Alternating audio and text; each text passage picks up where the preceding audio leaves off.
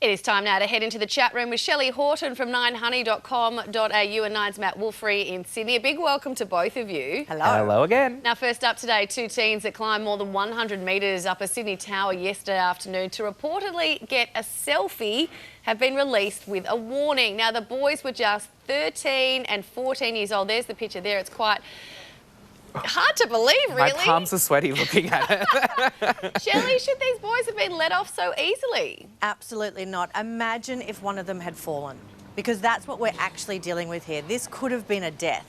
So I think that we actually need more than a slap on the wrist or a warning. I think that it actually needs to be something that's going to, make others deterred from trying stunts like that. Shut down their social media account. Well, maybe. I mean, it's at this point now where you've got to realise that your social media is publishing. So if you're going to publish yourself doing something that's illegal or something that the police have warned against, then there should be repercussions. Just like Wedding Cake Rock in Sydney. They've asked so many people to stop taking selfies there and they still are. So I don't want to get to the point where we have to wait for someone to be seriously injured or die just because of a selfie.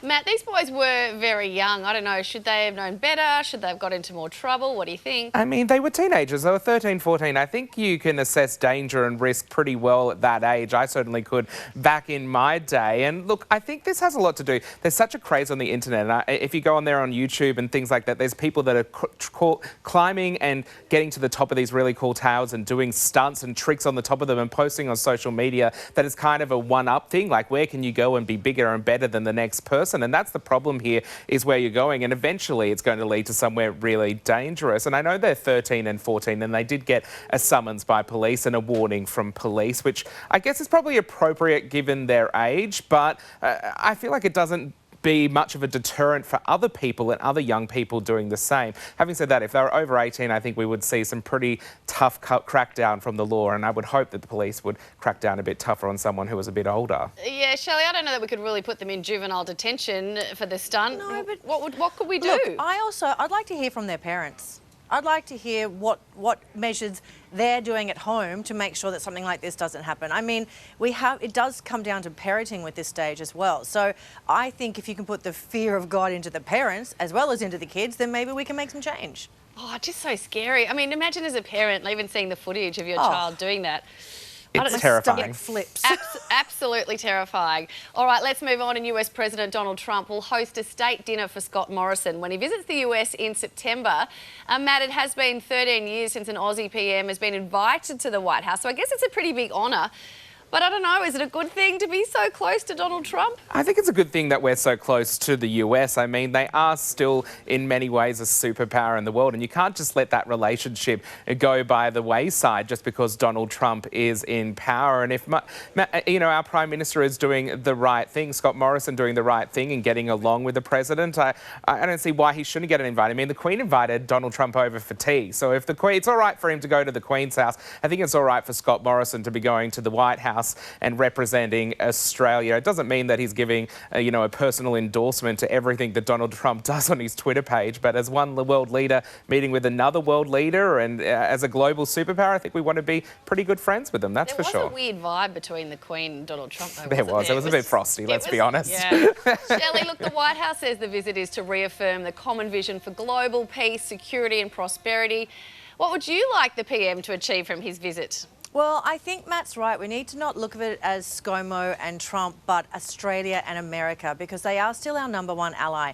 So I think probably some of the things I would like to discuss would probably be the trade sanctions on China, because China is one of our biggest trade partners. So we need to sort of tread very lightly there to see what's going on. And of course, let's talk terrorism. Some of the crazy, outrageous things that Trump has said today about terrorism, I would like to, maybe get Scomo to get a bit more detail rather than what comes out in a 28-character tweet. I mean, let's be honest, what we're really actually going to be talking about is whether Donald Trump gets Scott Morrison's name right or things like that, and the awkward handshake they're going to have in the White House. Trump's going to do that. And I'm going to my best friend. Yeah, exactly. I'm going to have the popcorn and I'll enjoy watching it, let's be honest. Matt, if you could have an audience with Trump or Obama, who would you choose? Obama. Really? Obama.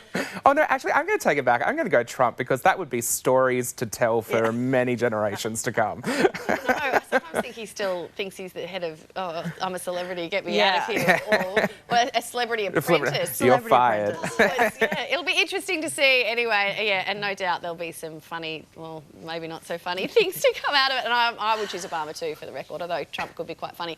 All right, we're going to take a break. Still to come on Chatroom, a unanimous vote to ban smoking across an entire CBD. So should it be rolled out across the country?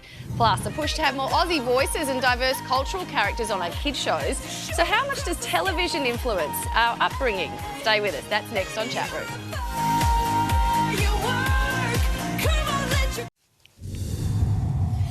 Let's head back into the chat room with Shelley Horton and Matt Wolfrey. And North Sydney Council has unanimously voted in favour of banning smoking. 80% of local residents and businesses back the move, which will come into force in rolling stages over the next 9 months, with smokers eventually fined for doing the wrong thing. Shelley, what do you think of the ban? I'm the worst one to ask because I'm an ex-smoker. I gave up 4 years ago, so I hate it. I hate it when I walk in the street and someone's smoking in the street. I hate the smell. So I actually think all of these, restrictions help you give up, and that's actually what we want. I gave up by moving into an apartment building that didn't have a balcony and was no smoking. So if I wanted to have a cigarette, I'd have to get dressed, go into the lift downstairs, go out and smoke, and that was a great deterrent for me. So I think anything that's a deterrent is great. Yeah, Matt, should other councils around Australia follow their lead? Well, I'm a goody two-shoes who's never had a cigarette, so Really? no, I've never, not even had one cigarette. I know I'm such a goody. Take you out on a night out, Matt. I know I'm so lame, but look, but having said that, I'm actually not really for this. I just think until you make cigarettes illegal, it's being the nanny state. And what are you going to do then? Stop people having cigarettes in their backyards or having cigarettes on the street? If you're going to go the full bottle, we need to just make smoking illegal and make it so that nobody can smoke anywhere. Otherwise, if it's legal to do it, if you can still go and legally buy cigarettes, as long as it's within the parameters. But how do you really police this on the footpaths and walking around? And I've heard at the moment the council isn't even going to fine people. They're just going to go up and give them lectures on why they shouldn't be smoking cigarettes at the moment, which is ridiculous. So you either need to go full bottle, fine people. That's the only way you're going to stop them doing it. Instead, you really think they're going to sit there and lecture and choose to put their cigarette out? I don't think it's going to happen. Look, as a non-smoker and a mum, I'm completely for it, but I do see your point, Matt, and I sort of think if it is legal, then maybe we should give smokers it doesn't have to be a great amount of space. Guys, maybe just a little area. It was only a few years ago that we stopped smoking in, entertainment venues. Yeah. Now, my husband was a sound engineer working in music venues his whole career. He has never smoked cigarettes, and when they had that ban in place, he had withdrawals, because that shows how much the secondhand smoke had an effect on him. Yeah. I mean, I think it's disgusting. I hate when you walk down the street behind someone and they're smoking a cigarette. Don't get me wrong. I just think that if they're still legal, you can't be enforcing these kind of laws. All right, let's move on. And the ABC is focusing on producing more kids shows with Aussie voices and more diverse cultural characters.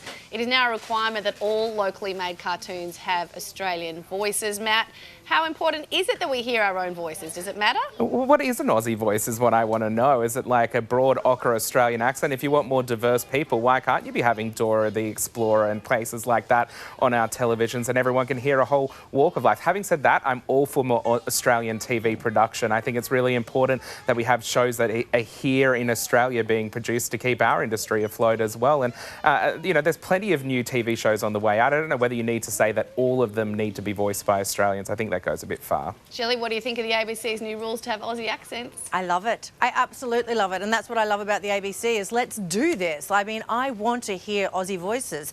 And I think if you look at some of the shows from my childhood, we're talking Skippy, Play School. Maybe I didn't get that much from Agro's Cartoon Connection, but it was still Aussie voices and Aussie memories. I quite liked Dora. I loved it when my little nephews were starting to speak Spanish, vamonos, all because of Dora. So maybe a mix, but the thing is they can get the mix on other channels, so why not with ABC go Aussie all the way? Yeah, I agree. Do you know what? I actually look up when I hear an Aussie voice. That's how rare it is. And my kids started to speak with an English accent because of Peppa Pig, so I'm all for it. Look, we've got a minute left and I want to ask you this. There's a debate raging about whether you should shower in the morning or the night, just before we go. Matt, I've been thinking about this all day. I just have to ask you, what do you think, morning or night? I am morning and night, if I can get both in. Morning and night. I'm a 2-shower-a-day person. I wasn't expecting that. 100% morning, but I do night if I can as well. It's nice to get into the sheets all clean. About you?